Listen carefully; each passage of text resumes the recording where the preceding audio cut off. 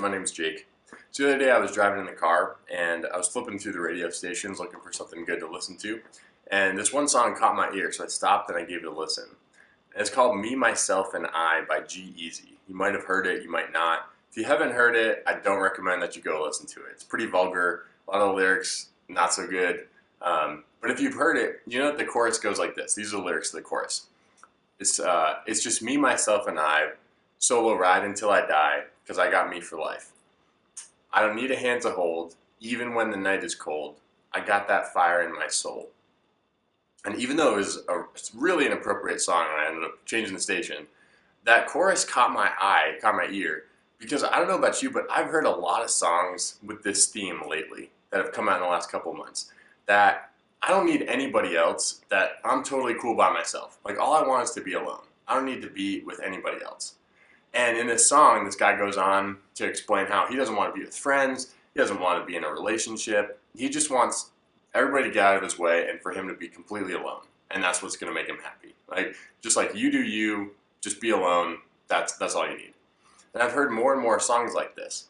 But when I heard this song, the thought that came up in my mind was, really? Like, is that really true, that we don't need anybody else? And so it kind of got me thinking. And so I did a little bit of research about this, and I found out some interesting stuff. In 2008, there was this guy named Ian Robbins, and he did this study with the BBC. What they did is they got 6 volunteers, and they put them pretty much in solitary confinement for 48 hours, right? Like in a room with no stimulation, nothing going on. And they wanted to see what would happen, like if people didn't really mind being alone, if they didn't need other people around, if they were just totally content, like this song is talking about. But within just a couple of hours of doing the experiment, they saw that people began to respond in really negative ways. By the end of the experiment, what they had found out is that there were really common trends and that people almost immediately began feeling extremely anxious. They got really nervous, really uncomfortable, really emotional, like emotions all over the place, that their mental cognition like decreased. Their ability to think about things, to process things, went like way down. Like their bodies actually started to break down. People also began to hallucinate. There was one person who saw like this massive pile of 5,000 empty oyster shells just like hanging out in the room. Somebody else had like this hallucination that like the whole room was like a spaceship that took off. Somebody else saw like little race cars just like buzzing around the room, and somebody else like fighter planes that were just like zooming around in the air. Like, this is crazy stuff. And the obvious result being like, it is not good for us to be alone, right? Like, not for a little bit, but to be like isolated, right? I think we know this. Like, I know this, and you probably know this. But I think that we have this idea in our generation that is like this song, that we don't really need anybody else, that we're totally cool just doing our own thing, and that's how we're going to be happiness. Like, I can get what I want, when I want, how I want it, for as long as I want it. And that's what's going to make me happy, right?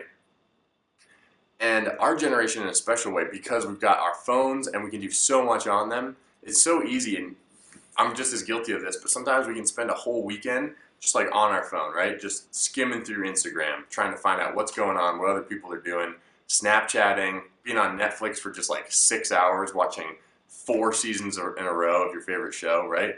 We all do it. But is it really good for us? And is that what actually brings us happiness and fulfillment?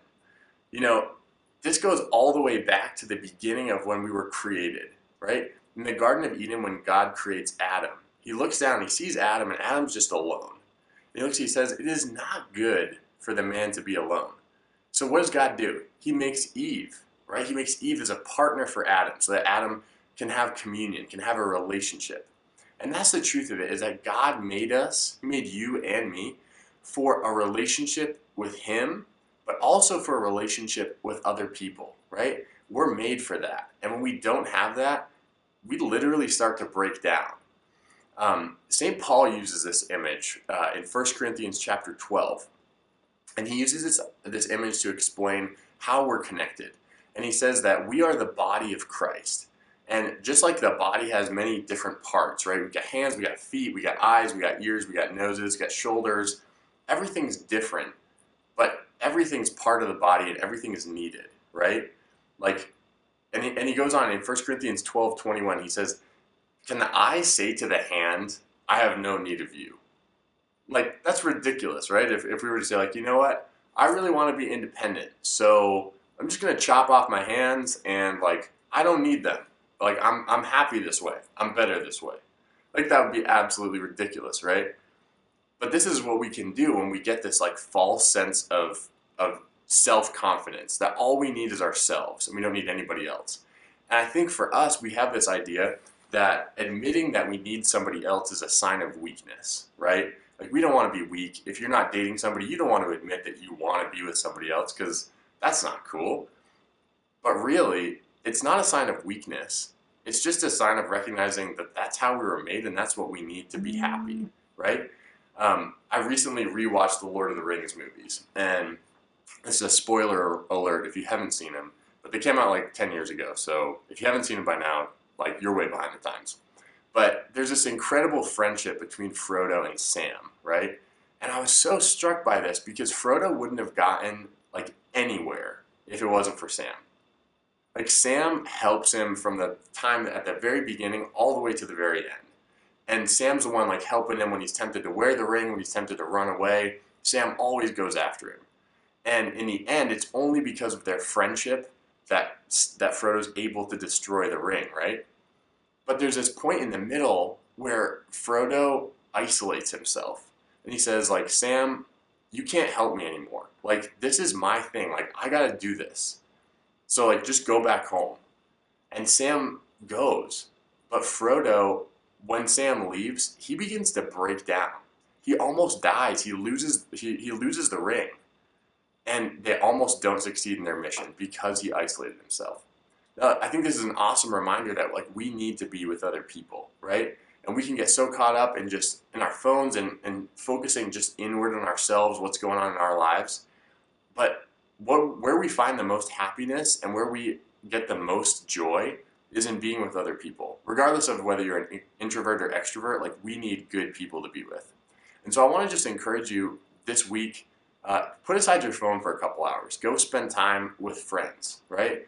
You're going to remember those friendships way more than you're going to remember what your grandma posted on Instagram, right? If your grandma has Instagram, she's pretty hip, which is awesome. But people bring us so much more joy, right?